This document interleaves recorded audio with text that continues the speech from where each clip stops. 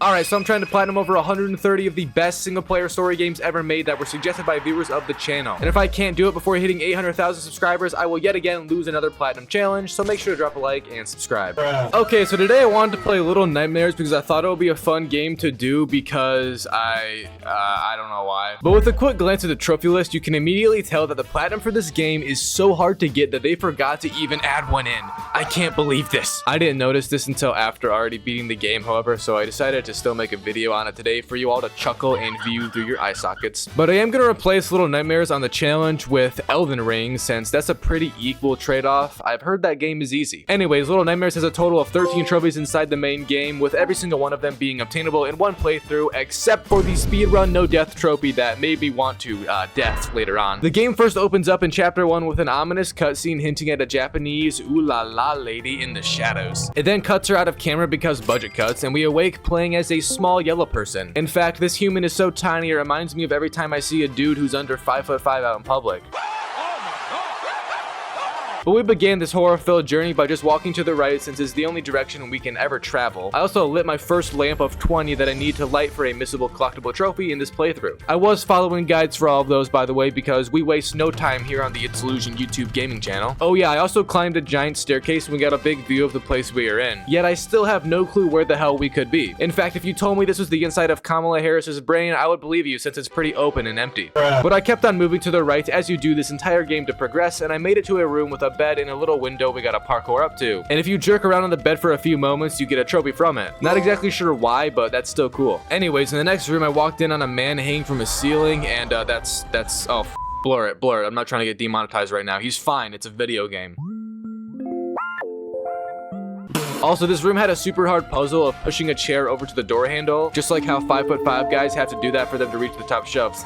Next, I climbed a fridge, opened a door with an insanely large handle, mind you, and I also made it to my first parkour section of the entire game. Side note, I didn't know you could run in this game, so I almost ate it, but I didn't, and that's what matters at the end of the day. Sadly, I would end up falling to the floor, literally in the next room, but don't worry, it's an occupational hazard, and that was supposed to happen. I did land inside of a leech pool, though, and as I just stated, I didn't know how you could run, so I got consumed by the darkness, and not the new Ben Affleck J-Lo divorce case, actual death. But it actually did respawn me right there, already falling down, and this time I was prepared, so I somehow made it even without running. And the next room had parkour again, with me still somehow managing to do it. I guess I just like making things harder for myself. I mean, I do love hard things. Hey, yo! Anyways, at the top of this room, there was a crank connected to a door that had to be cranked to open, and once I stopped cranking it, the thing closed, so I tried a few routes to make it there before it closed, but I was clearly too slow. And finally, the game told me how to sprint. Could you imagine my face when I realized this was a feature? 6,969 likes for platinum streams on the channel, and I'll do it with a face cam. But once I discovered sprinting, I then did it how you were supposed to. Sadly, I got decapitated, but that's not the point. We are making progress.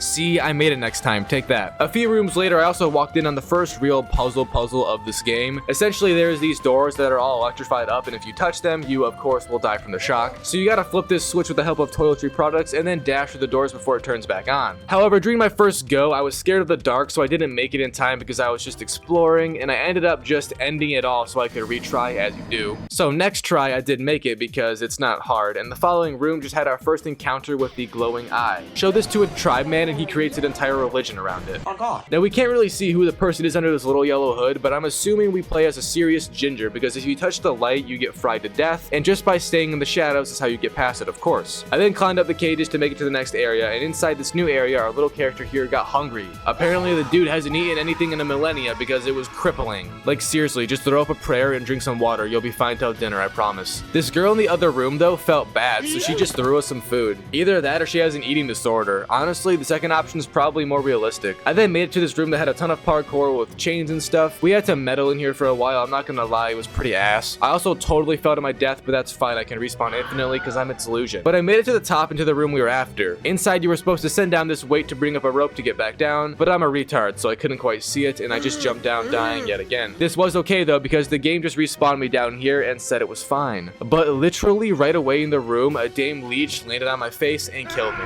Reminds me a lot of when my father had a bird directly on his head when we were on a family trip. It's safe to say that trip was also killed after that moment. Anyways, I made it to another one of them glowing eye arenas, and this time I sadly couldn't tell if my character was in the shadow or not because this game's perspective is just great. I absolutely hate these 2D ass games, man, I'm not gonna lie. But once I made it past that area, it was also the final puzzle you could say before just having to jump through the chapter's exits, and we got a trophy from finishing the first chapter of the game. So the first chapter was, as you could tell, kind of just an intro into the abilities this crippled yellow hood character has, and chapter 2 is where it really picks up in terms of annoyance for one. The main enemy or creature in this chapter is a blind man with long arms, but even though he is blind, he can still hear better than ever, so you can't really move when he is by you, or the dude just snaps into spidey senses and takes you with him. And it's pretty safe to say that I had absolutely no idea or finesse in dealing with him right here, because the dude just followed my steps around like a dog on a leash. It was crazy. If I led this son of a bitch to the damn pink pony club, he would have gone without question. But eventually I did juke him out, grab the crank, insert it into the hole, hold up, and then jump down the hatch before being snatched up once more. There was also a section down here in the vents where we got thrown into a room with shoes and luggage, but to not die, you just have to stay on the luggage, so it's pretty simple. Not sure why I explained it to you all, but some of you guys are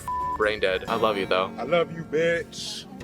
And right after that section, the lanky motherfucker, who was probably named Oliver at one point, showed up again and chased us ruthlessly down his hallway. This is pretty much just that one Avengers scene with Hulk and Black Widow, except this time it's with an inbred blind man and a wannabe Curious George. We did both make it to the elevator though, and thank God I pooped before getting in here because this was such a tense situation, even a little toot would have alerted him. The rest of this part of the level then had us just pretty much run around a few rooms with clocks in them, a library, and another library kind of room. I don't know why they have so many books here. This is blind, he can't read, come on now. But I did get a trophy from just running back and forth on the piano playing a song that sounds just like my inner thoughts. Absolute nonsense, yet appeasing to the soul. But we were here after another crank for a door yet again, and you can fool the dude by throwing on the Jake Paul diss track on the TV, and then running away from the horrendous sounds of it. You then take that crank and pull up the piano even higher that we were on previously, jump on the piano, and then jump across the gap. Oh, I slipped. Jump across the gap and make it to another room yet again. This room, all you have to do is push the minecart over the steam, and that's the entire puzzle. Very hard. I then made it to some more vents and got nearly touched by the long arm man again. This guy is just obsessed with kids. Are we sure there isn't a popular YouTuber under that mask? Oh yeah, after that he also chased us yet again into another room, but this time couldn't get all the way in, so he just reached around with his arms at us. And if it wasn't clear, you have to now break that cage so we can chop off the dude's arms and teach him about asking first. I died a few times here, I won't lie. But seeing his arms just go limp was a nice feeling, and I might be a psychopath. That was also the final section of this chapter, and I got a trophy from beating it. Chapter 3 then began, and this is actually the shortest in terms of rooms you have to get through, but they are all very big rooms and full of super annoying enemies that look like prime Lizzo. In the kitchen, however, I did do a missable trophy, got them from throwing, I think it was 3 different ingredients into the cauldron of creation that the guy had simmering in here. After that, I climbed up to the rafters and did some more climbing into a vent to get to the upstairs bathroom, which while inside I lit a candle and had also apparently reached 20 lit lamps for yet again another missable trophy gotten right here. Upstairs, I had to knock a key off of something, and that made the second chef wake up from his beauty sleep because he's late for his shift. You then take that key all the way back down to the room we were just in and use it to open a door at the end of it that is locked. This leads us into a sausage making room, and you have to take that garbage lift. I honestly don't know what this is called, so I'm just gonna call it the mini elevator, but it takes you above and you have to do a small puzzle to find all the pieces of meat in the room and place them above the trap door, then head back down and you can make a long enough sausage to swing into the vent and get to the next area. These vents eventually lead us into another elevator room, and once pulling the switch, the elevator comes down with a chef in it. But you can just run past him after waiting and make it to the elevator ourselves. He ends up following you up, but you can just hide from him easily. This next section again just has us distract the chef and steal the key to take back to the elevator and then another locked room. The locked room had a hatch in it that led us down to an actual dumpster, but you can just climb out of it into the final room of this chapter. In the final room, we had to flip on the hook switch and then climb some plates to get on the hooks. The hooks then traveled over to the room we couldn't access, and this is where all this hits the fan. Quite literally, it felt like someone threw at my fan. It stinks in here. But basically, once you drop from the hook into this room, both the chefs begin going ape crazy. And honestly, if I saw a tiny person dressed in yellow, I would probably have the same reaction, but I mean no harm. Sure, I totally kill them, but I don't have to. We can be friends. That's exactly what my last girlfriend said to me also. We can be friends. Oh my god! But eventually I did make it past them and also got on the hook to safety, which ended the third chapter, and I got another trophy from it. So now we are on chapter 4, which sort of shows us the place we are actually in, and it's just an absolutely massive ship with a bunch of fat people getting on. And later in the level, we also see them just consuming food the entire time. This is exactly what I imagine a midlife crisis looks like in its truest form. But overall, this chapter just had us run away from fat people the entire time, and it was super annoying if I'm being real. One of the final sections did have us getting chased down though, and it was actually pretty cool, but it ended up ending with us eating an entire live rat because we gotta take out them rats before they take us out, you know what I'm saying? I also then just took an elevator, and that ended chapter 4, which gave me another trophy. Chapter 5 then began, and this is the last chapter of the game. However, it has 0 real enemies during it. I also got one of the collectible trophies from throwing statues 10 times right here. And then I made it to the final fight, which was against that woman from the beginning of the game. And you defeat her by just shoving a mirror in her face, and she gets killed by her own looks. If looks could kill, am I right?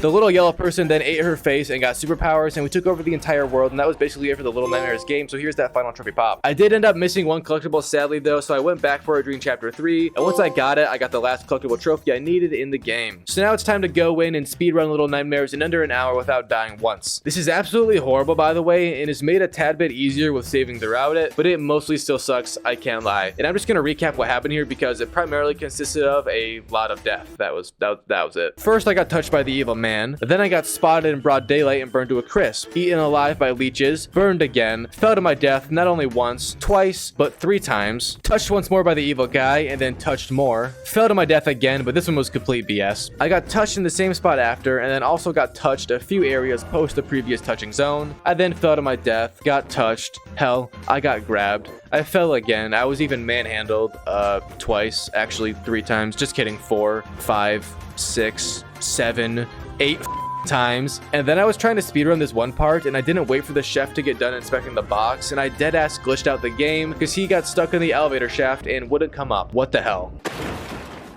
Yeah, I fell to death after, was then grabbed a grand total of 8 more times. Ocho, even if you're into that French type of language. I finally made it to chapter 4, and I fell off the walkway there. Fell into an enemy because this jump is rigged, and also fell off another walkway. And then I got blinded so badly by the sun I just ended up in heaven. Holy shit, it's